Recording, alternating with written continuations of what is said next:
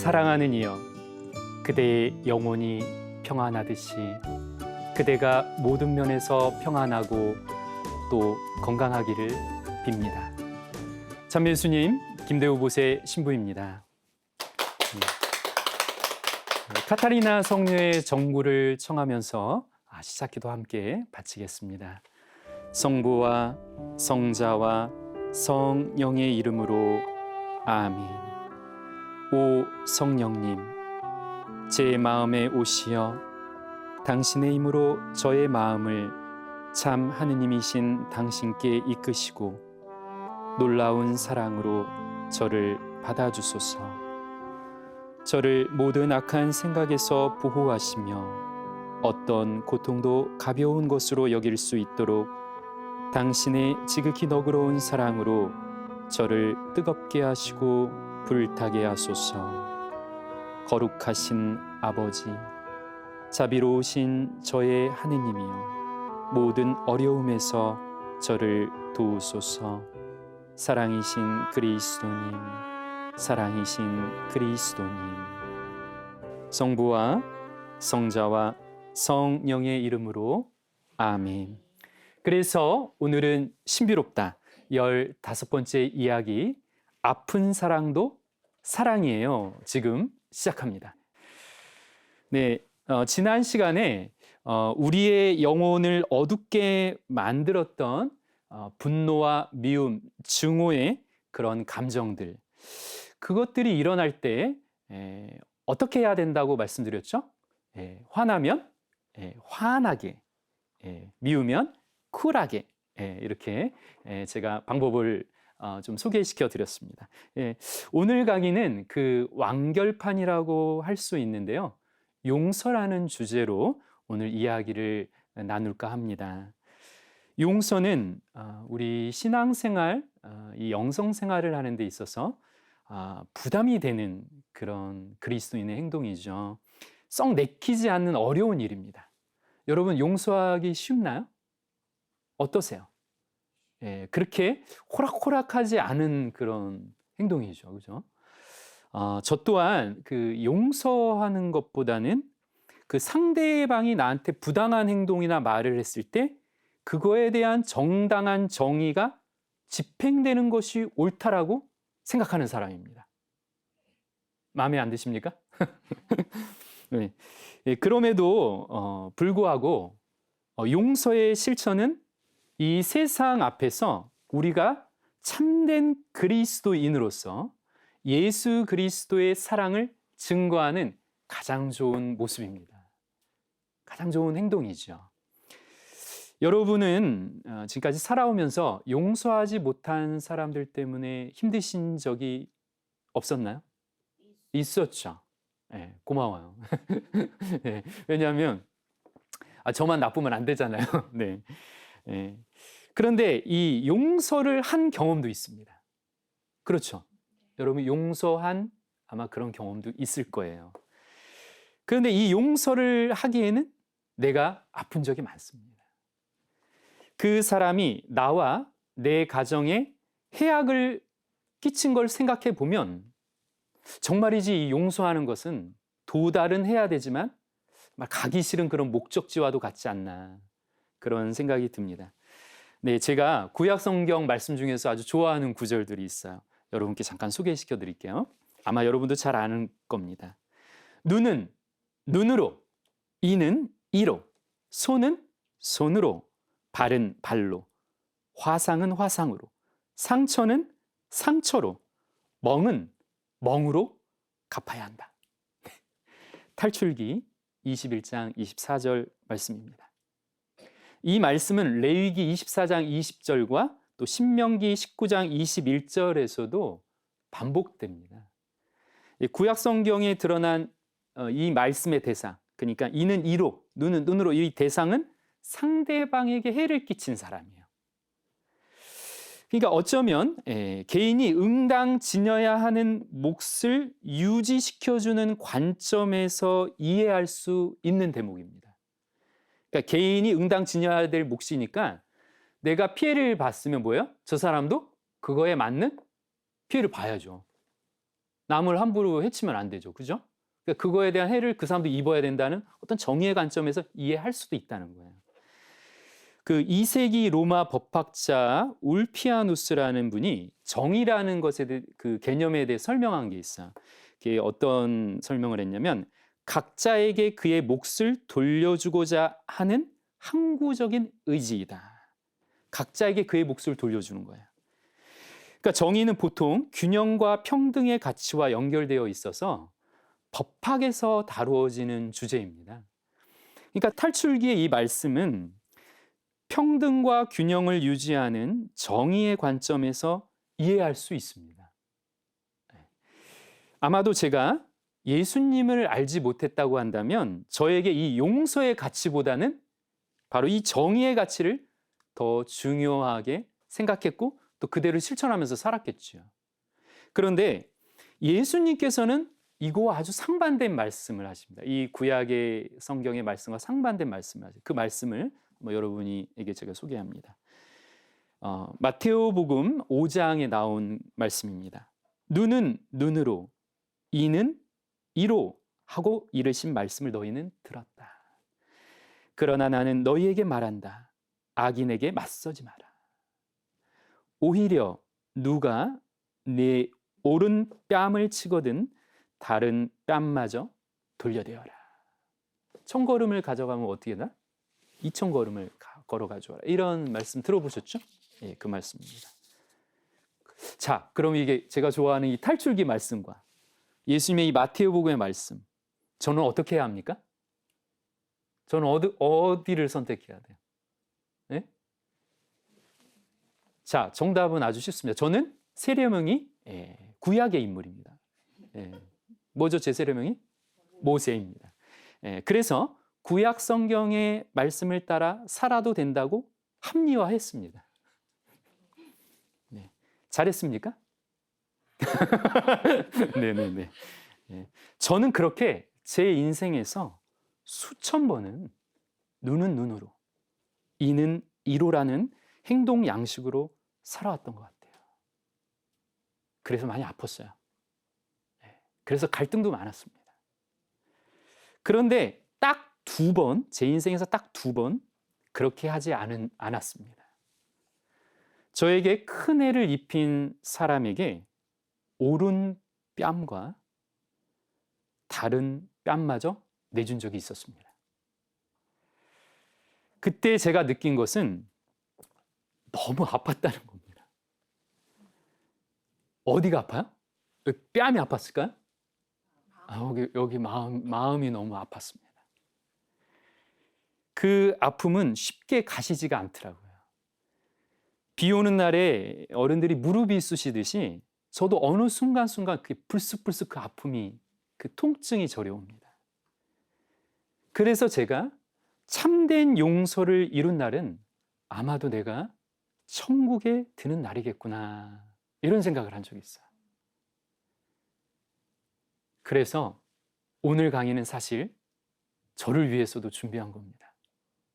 그 천국을 지금 살고 싶기 때문입니다. 자, 여러분에게 들려주고 싶은 이야기 시작합니다.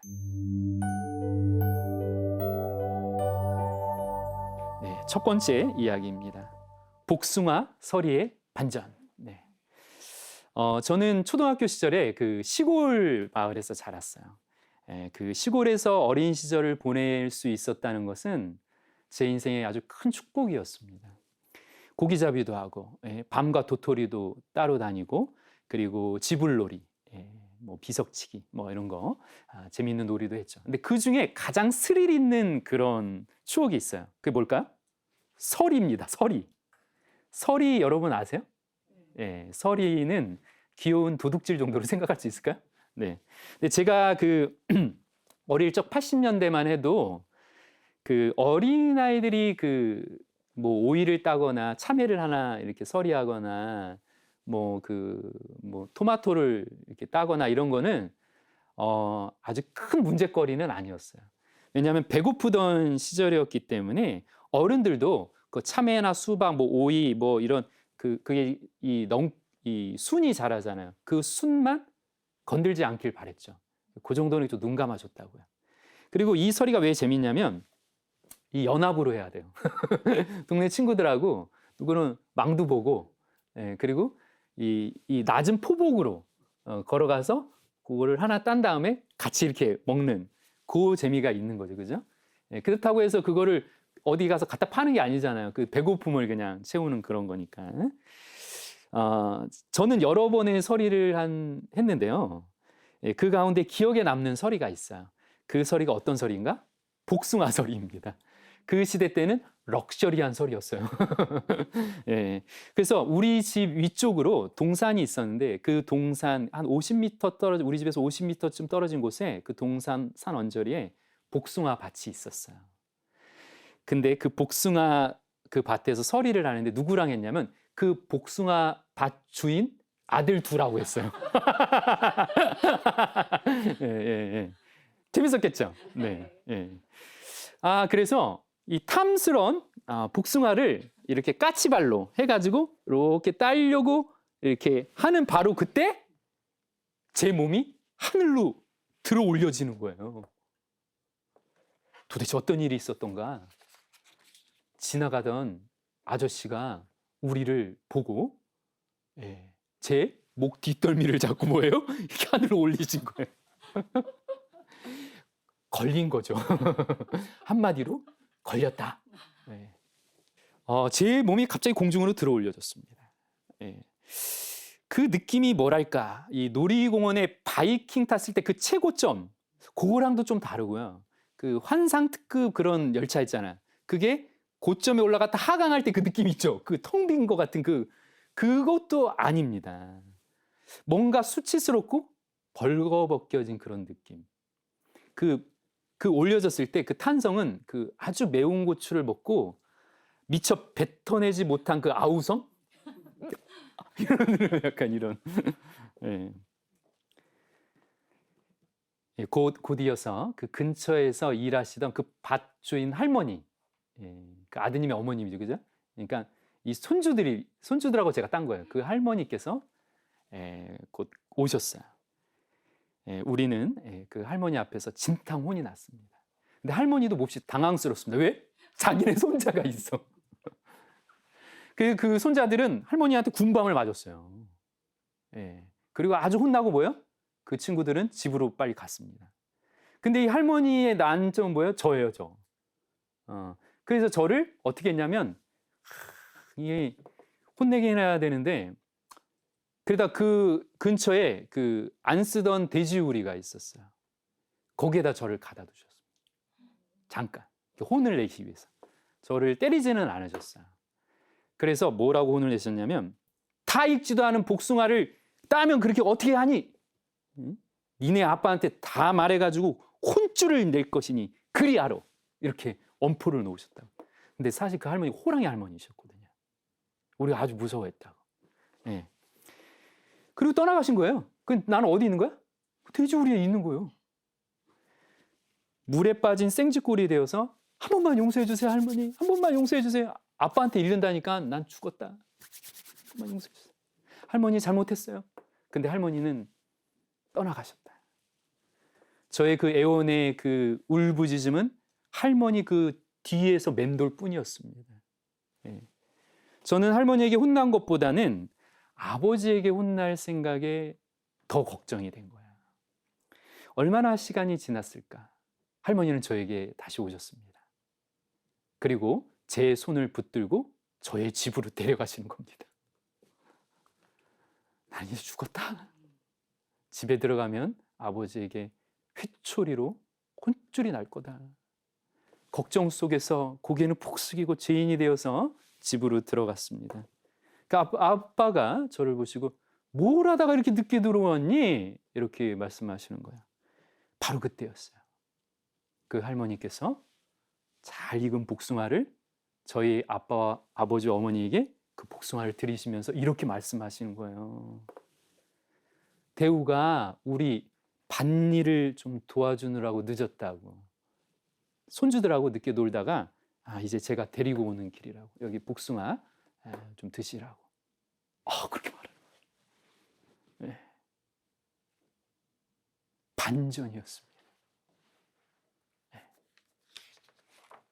아버지는 빨리 들어가서 엄마는 빨리 집에 들어가서 밥 먹으라고 하고 할머니에게 고맙다고 이렇게 인사를 나누셨겠죠, 그죠? 호랑이 할머니는 제가 서리하다 걸린 일을 부모님께 말하지 않았다. 그리고 용서해 주신 것입니다. 충분히 돼지우리에서 반성했겠거니 혼이 났으니 그걸 됐다. 이것입니다. 할머니는 더 이상의 말을 남기지 않고 훌훌 떠나가셨다. 이것이 제가 체험한 용서입니다. 용서는 훌훌 떠나가는 거다. 미련을 두면 안 돼. 내가 용서했으면 뭐야? 훌훌 떠나가면 돼. 용서에 대한 외국 말들이 있죠. 예, 첫 번째 말은 뭐예요? 포기브. 여러분 많이 들어보셨죠? 이태리 말로는 페르도나레, 꼰도나레. 그다음에 라틴어도 꼰도노. 비슷하죠. 예. 그리고 가장 밑에 있는 도눔은 라틴어로 선물이라는 뜻이에요. 간단하게 영어, 이태리어, 라틴어만 이렇게 보더라도 이 용서하다라는 것에 공통점이 좀 보이지 않아요? 뭐가 있을까요? 일단 이태리와 라틴어에는 도노라는 게 있어요. 도나레, 도노. 그죠? 그죠? 도눔도 선물도 비슷하죠. 그 영어에는 뭐예요? give라는 말이 있어요. 무슨 뜻입니까? 영어의 give가? 주는 거예요. 그러면 도나레라는 뜻은 주는 겁니다. 이태리어 뜻이 주는 거예요. 예. 그리고 도눔은 뭐예요? 선물이에요. 선물은 뭐 주는 거예요. 그럼 뭐예요? 용서는 뭐라는 거예요, 결국? 주는 겁니다. 용서는 뭐다? 그냥 주는 거예요. 용서는 받는 거라기보다 뭐라고요? 주는 거예요. 그래서 용서는 내가 그 사람이 나한테 해야 할 게 있었어? 어디 보자. 나한테 무릎 꿇고 용서를 빌기 전까지는 절대 용서 못해. 이게 아니라는 거예요. 뭐라고요? 주는 거다. 주는 거다.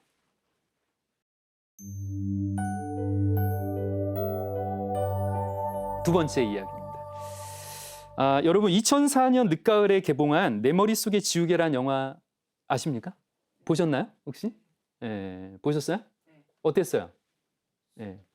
제가 이번 강의를 준비하기 위해서 다시 봤는데 눈물이 나더라고요. 정말 감동적인 영화입니다. 예, 이 영화를 보면 우리 대한민국을 좀 대표할 수 있는 두 배우가 나오죠, 그죠? 예.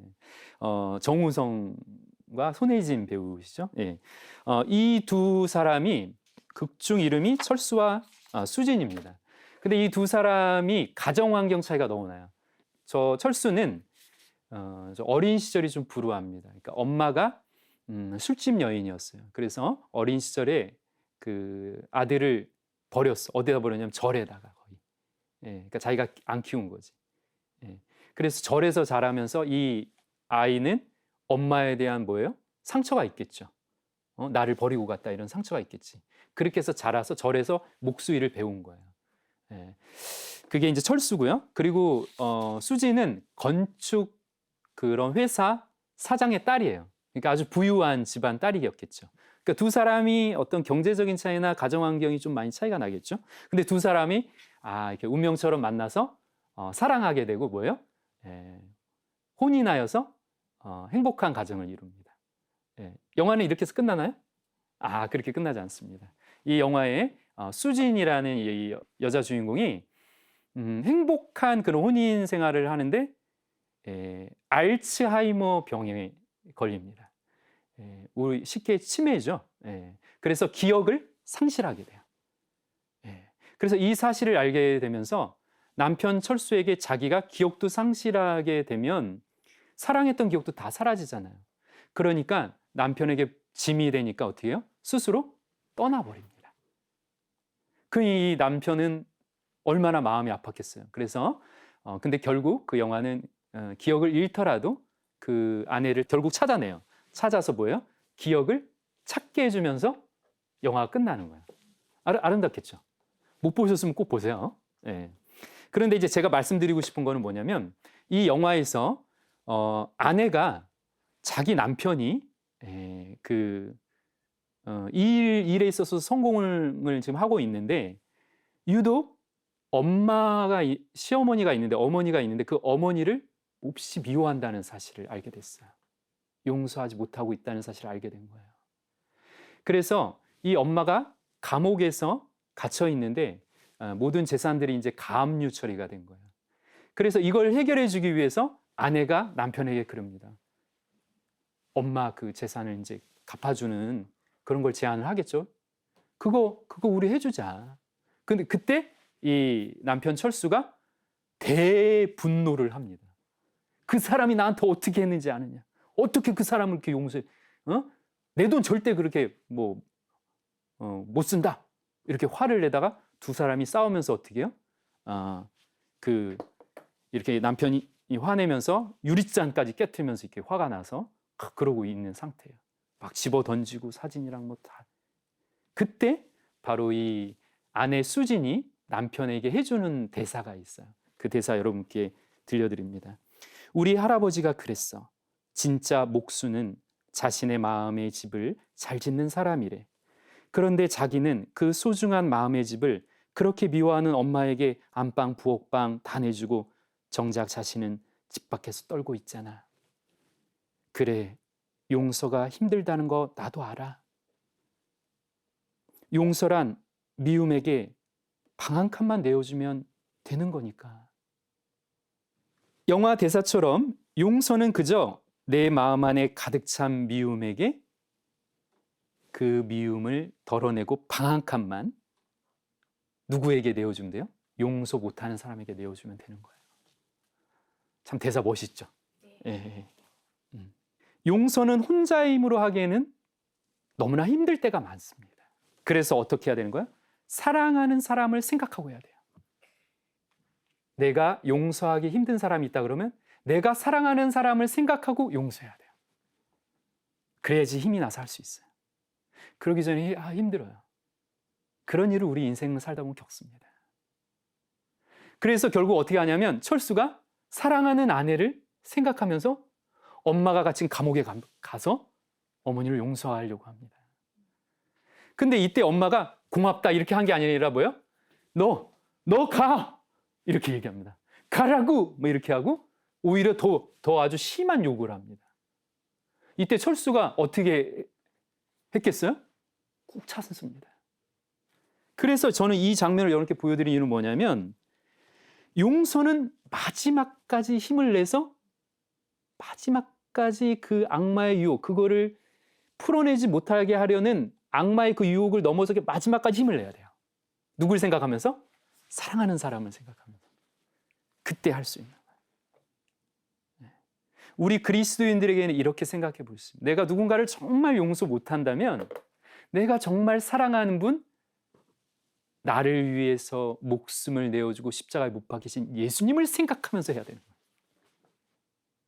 어떻게 좀 마음에 좀 공감이 좀 가십니까? 고맙습니다. 예. 우리의 얼굴은 세월 따라 주름지고 검버섯도 올라오고 노화됩니다. 그러나 영혼은 그렇지 않아요. 세월이 흐를수록 빛이 날 수 있어요.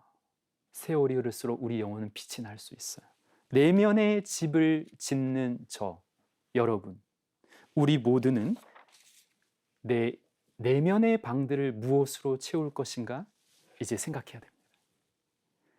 점점 각박해지고 서로 간의 신뢰가 무너지면서 서로에게 담을 쌓아가는 세상이 되는 것 같습니다. 그러나 우리 그리스도인들은 그러한 어두운 흑백 세상 안에서 한 송이 향기로운 장미꽃이 되어야 하겠습니다. 어떻게 함으로써요? 용서함으로써.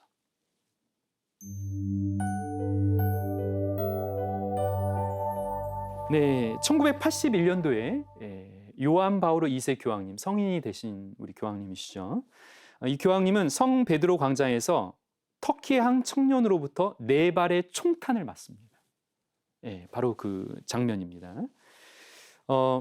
총탄은 교황님의 그 심장을 아슬아슬하게 빗겨나갑니다.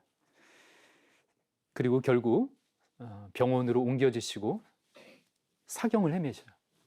기적적으로 교황님이 몸을 회복하십니다. 그리고 몸을 회복하신 다음에 교황님이라면 영향력이 있으시잖아요. 그러니까 그 나에게 총을 쏜 사람을 색출해서 어떻게 해요? 가가지고 어떻게 해요? 너 왜 쐈어? 내가 너한테 뭐를 잘못했다고 이렇게 하시지 않았다. 예. 이 청년이 투옥된 레비비아 그 교도소로 찾아갑니다. 이렇게 찾아가십니다. 그래서 어떻게 하십니까? 용서해 주십니다. 그리고 뭐라고까지 하면 내가 당신 사면을 위해서 힘쓰겠네. 이렇게까지 말해요. 어떻게 당신이 사면되면 될 수 있는지 돕겠네. 이 죽이기 위해서 총을 쏜 사람 한마디로 뭐예요? 원수 같은 사람 아닙니까? 근데 거기 찾아가서 어떻게 했다고요? 용서해 줬다. 자, 다음 사진입니다. 화면에 보시는 저 조각은 슬로바키아 출신 마르틴 후다첵이라는 젊은 조각가의 작품입니다. 이제 시선이 딱 주목이 되죠. 예. 여러분 이 조각을 품을 보면 왼쪽을 보면 한 여인이 지금 어떻게 하고 있어요? 예, 무릎을 꿇고 몹시 이렇게 비통해하는 그런 느낌이죠. 그러면 오른쪽에 있는 좀 작은 그 아이, 그죠? 아이가 지금 어떻게 하고 있습니까? 예, 저 여인의 그 머리를 뭔가 이렇게 쓰다듬은 듯한, 그죠? 그런 느낌이죠. 예. 가만히 보면 왼쪽에 있는 저 여인의 그 재료는 굉장히 질감 있는 그런 재료고, 오른쪽에 있는 저 아이의 그 재료는 반투명 유리 같아요. 그죠? 예, 그 이유가 있습니다. 이 아이가 반투명인 그 유리로 된 이유는 저 아이가 태어나지 못한 어린이기 때문에, 아이이기 때문에 그래요. 그래서 이 조각의 이름은 태어나지 못한 아이들의 기념비입니다. 그러면 저 여인은 누구겠어요? 저 아이를 낙태한 사람입니다. 낙태한 엄마죠.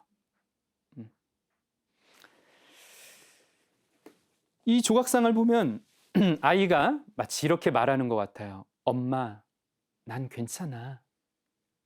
난 엄마를 용서해. 이런 것 같지 않아요? 만약 이 어린아이가 원수는 미워해야 한다.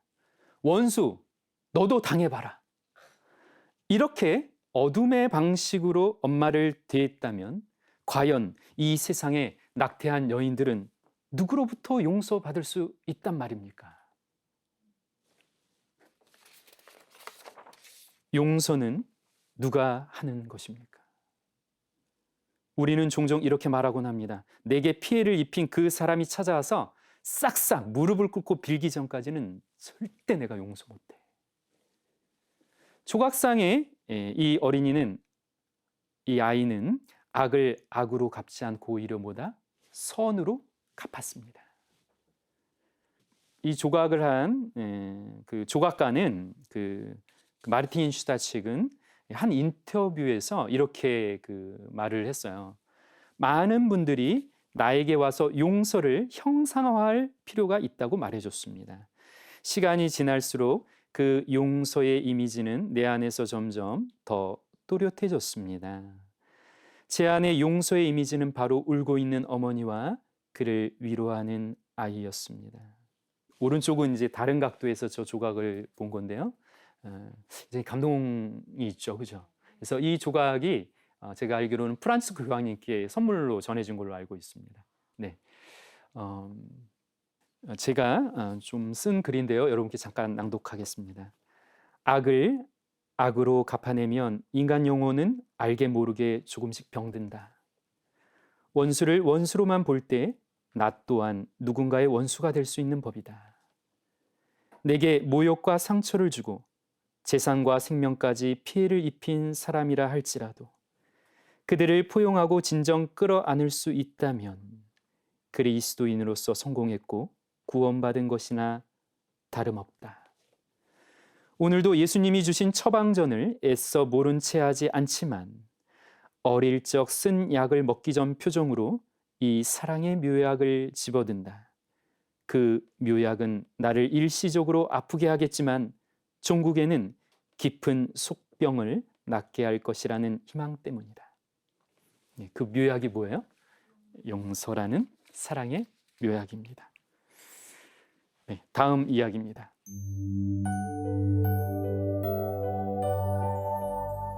용서는 나의 아픔을 치유합니다.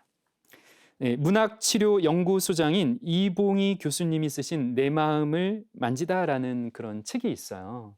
근데 이 책이 문학 글귀들이 사람의 마음을 치유한다는 그런 큰 어떤 맥락에서 이렇게 펼쳐지는 그런 책인데요. 저에게 아주 인상적인 그런 부분들이 많았어요. 그 중에 몇 부분 여러분에게 좀 공감되는 부분들 여러분께 좀 소개해드리고 싶습니다.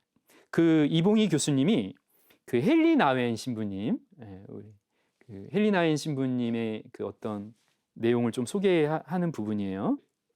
헨리 나웬은 용서란 기억하지 않는 것이 아니라 기억하는 방법을 바꿔주는 것이라고 말합니다.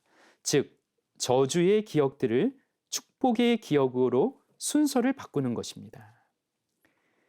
고통스러운 기억에 대한 치료는 그 고통의 시간 중에도 하느님의 사랑이 나와 함께 있고 나와 함께 하고 있었음을 깨달음으로써 과거의 상처가 경감되거나 치유되는 과정이라고 말합니다.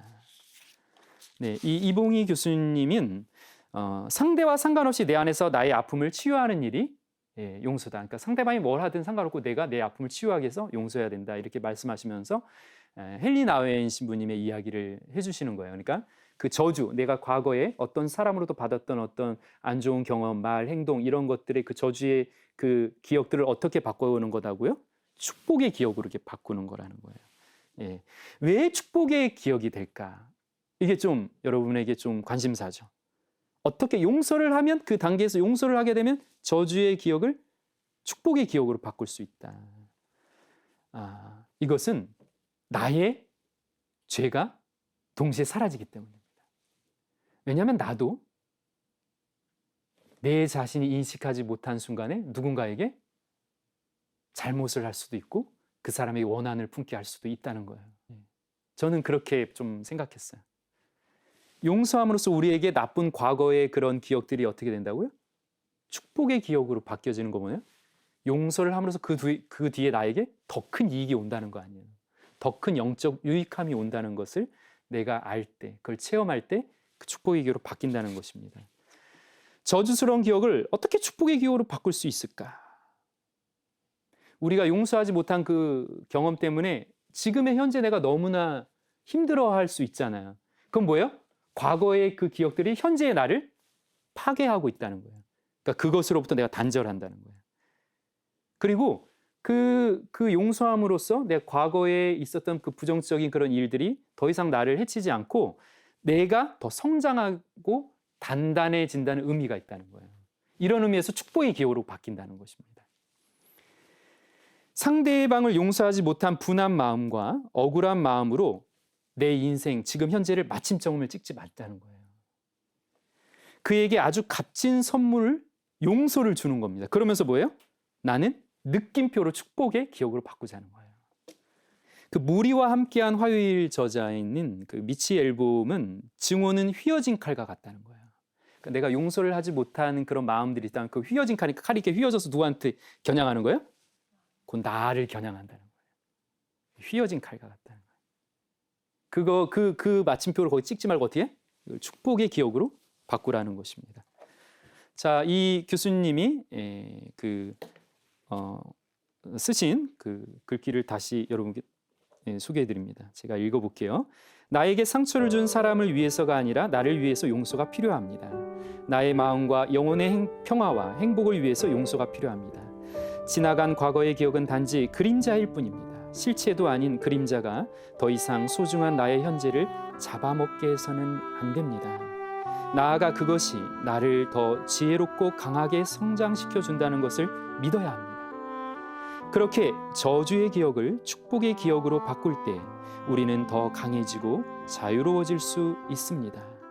잊어도 되는, 잊어야 하는 기억은 없습니다. 그것을 직면하고 떠나보내야 합니다. 그것을 직면하고 떠나보내야 돼요. 직면은 해야 돼. 그때 우리 아픈 거야. 그러나 떠나보내야 돼. 자, 예수님께서 이렇게 말씀해 주셨어요. 마태오복음에서. 너희가 무엇이든지 땅에서 매면 하늘에서도 매일 것이고 너희가 무엇이든지 땅에서 풀면 하늘에서도 풀릴 것이다. 떠나보내야 돼. 풀어서 뭐예요? 떠나보내죠.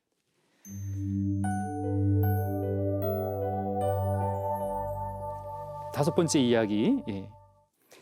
용기 내어 용서를 청했지만 해결되지 않는 경험도 있습니다. 그런 경험 여러분 있으시죠? 용기를 내서 내가 용서를 청하러 갔어. 내가 잘못한 걸 알고 내가 용서를 청하러 갔다고 이제는 입장이 좀 바뀐 거예요. 그런데 그 사람이 내 용서를 받아주지 않아. 이런 경험 해보신 적 있어요? 네. 아, 그렇군요. 그럼 여러분들은 어떻게 하세요? 이게 좀 난관입니다. 그죠? 내가 진짜 기도하고 열심히 해서 정말 사랑하는 사람도 생각하고 정말 내 저주의 기억을 축복의 기억으로 만들기 위해서 용서를 청하러 갔어. 근데 뭐예요? 그쪽에서 받아주지 않아. 저도 사목 생활 중에 그렇게 관계가 틀어진 그런 교우분이 있었어요. 그래서 제가 피정을 갔다 와서 그걸 너무 풀고 싶은 거야, 그 매듭을. 그래서 용기를 내서 그분에게 찾아갔습니다. 잘했습니까? 네, 고맙습니다. 그런데 이 부부가 저 때문에 냉담을 하게 됐다는 그런 소리를 건너서 전해 들은 거예요. 그게 제가 얼마나 죄책감이 느껴졌겠어요. 그죠? 그래서 찾아간 거예요. 사실 저는 그분을 찾아가는 게 죽도록 싫었어요. 왜 그랬냐면 내가 왜? 그렇게 뭐 잘못한 것도 없는 거 왜 내가 냉담한 게 왜 그게 내 탓인가? 자기네들이 선택한 것이지? 이렇게 생각한다고요. 제가 너무 나빴나요? 아니요. 고마워요. 그래도 그때 나빴던 것 같아요.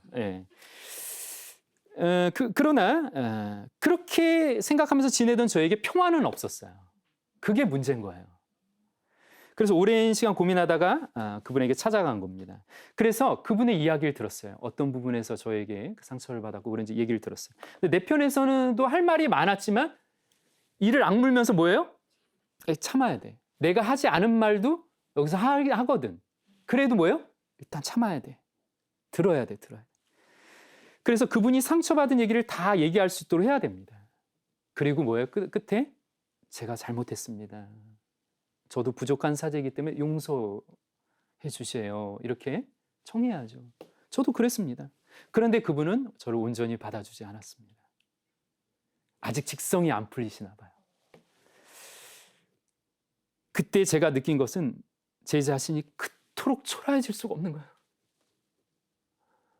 내가 지금 이게 뭐 하고 있나? 내가 사제만 아니었으면 진짜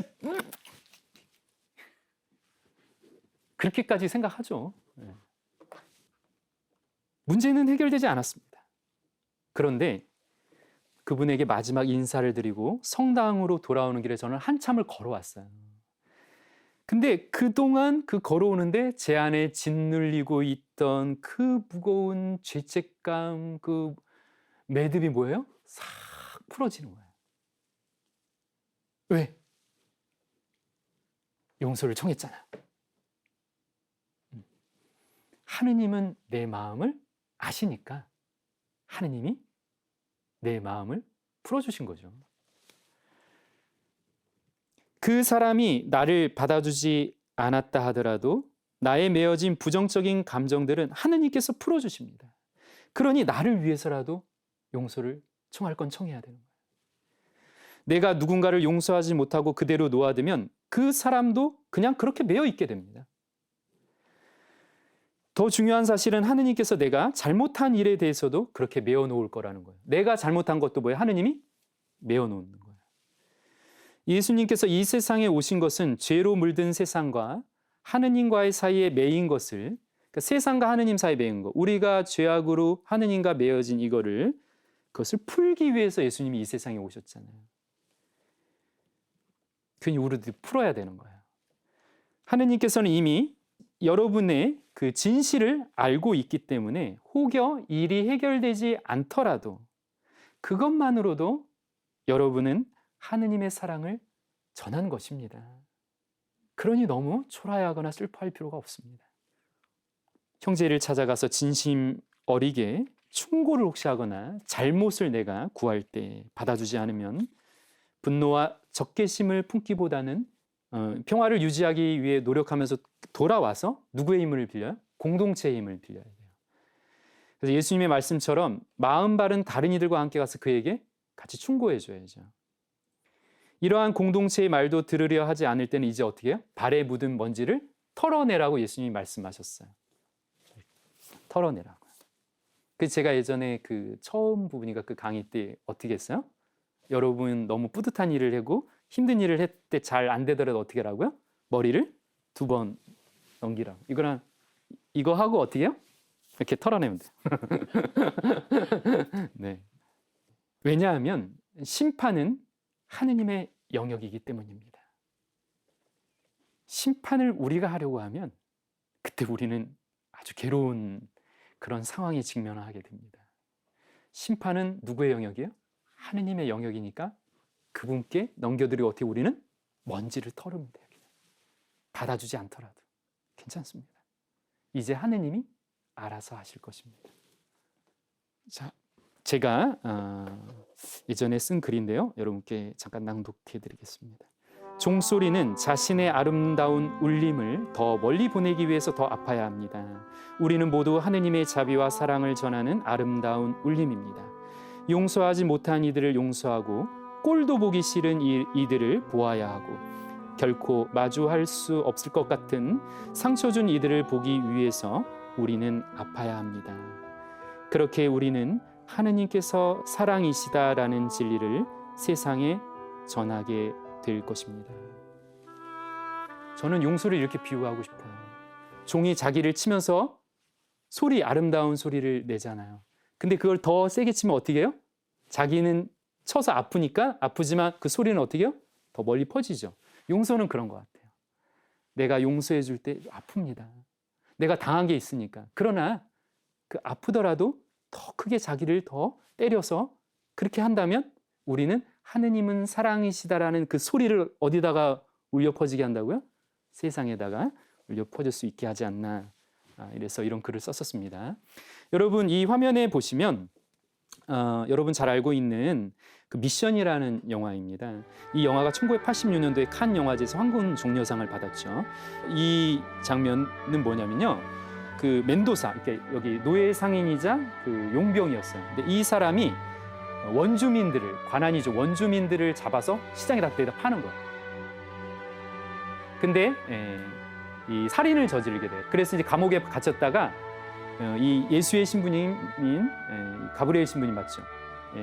가브리엘 신부님을 따라가게 돼서 이제 자기가 지은 죄, 칼, 창, 방패 이런 것들을 다 짊어매고 원주민이 있는 거기에 가서 이제 사는 거죠. 근데 거기로 가는데 엄청난 험난한 여정을 거치겠죠. 폭포로 올라가야 되니까. 근데 결국 도착을 합니다. 근데 도착을 하는데 이 과란이족, 이 원주민들은 이 사람이 누구라는 걸 알아요? 자기 동료, 형제, 친척을 잡아서 노예로 팔아먹은 사람이란 걸 알죠. 그러니까 이 목을 지금 여기다 칼을 지금 저 노예 상인의 목을 지금 베어도 저 사람 할 말이 없는 거죠. 그런데 이 과란이족, 이 원주민이 칼로 이 멘도사, 저 로드리고의 목을 베지 않고 어떻게 해요?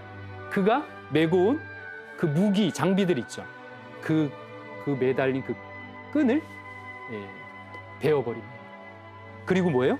용서해줘요. 그래서 지금 이 눈물은 용서를 받은 사람의 눈물입니다. 표정입니다. 그때 이 원주민과 이 예수의 신부님들 수도사들이 다 이 사람에게 사랑의 포옹을 해주는 장면입니다. 미션이라는 영화에서 아주 명장면이죠. 여러분 잘 알죠? 로버트 드니로, 제레미 아이언스 아주 유명한 두 배우죠. 자, 용서라는 게 무엇인지 극명하게 드러내주는 장면이라고 하겠습니다. 자, 예수님께서 이런 말씀을 해주셨죠. 너희가 다른 사람들의 허물을 용서하면 하늘의 너희 아버지께서도 너희를 용서하실 것이다. 그러니 너희가 다른 사람들을 용서하지 않으면 아버지께서도 너희의 허물을 용서하지 않으실 것이다. 마태복음 6장 말씀입니다.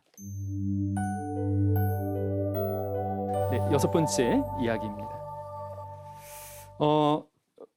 여러분들 미사에 중에 신부님의 강론을 듣고 눈물을 흘린 적이 있었나요? 있으시군요. 저는 딱 한 번 있습니다. 그게 이제 어디냐면 저희가 이제 그 메주고리에 그 청년 페스티벌이 열렸을 때예요. 제가 2015년에 그 페스티벌에 참여했었는데요.